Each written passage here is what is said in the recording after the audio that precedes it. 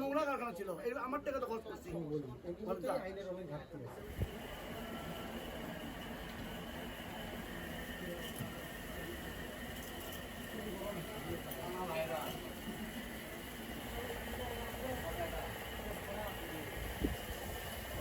নাম কি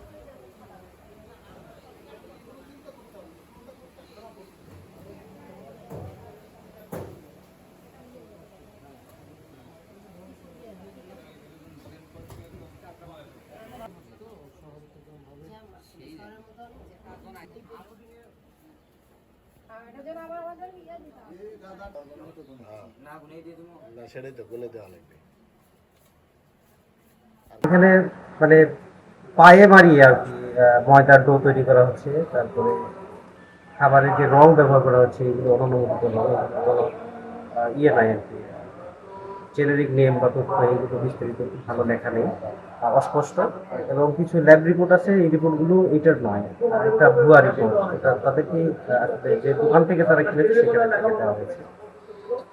আর এখানে যে পোড়া তেলের ব্যবহারগুলো আছে, এগুলো পোড়া তেলগুলো তারা সেমাই ব্যবহার ভাজার পরে এই তেলগুলো আবার ডালডাকে নরম করার কাজে আবার ব্যবহার করা হয়, যেটা অনেক বেশি। আমরা যে ঘিয়ে ভাজা যে সেমাইটি খাচ্ছি, এখানে আমরা যে কর্মচারী আছে তাদের সাথে কথা বলে জানতে পেরেছি যে এখানে আসলে ঘি এবং ডালডা উভয়ের সংমিশ্রণে কিন্তু এই সেমাইটাকে ভাজা হচ্ছে, কিন্তু আমরা বাজারে কিন্তু যেটা কিনে খাচ্ছি সেখানে কিন্তু কখনোই বলা হয় না যে ডালডায় ভেজে আমাদেরকে দেওয়া হচ্ছে, সেখানে কিন্তু বলা হয় যে ঘিয়ে ভাজা সেমাই বিক্রি হচ্ছে।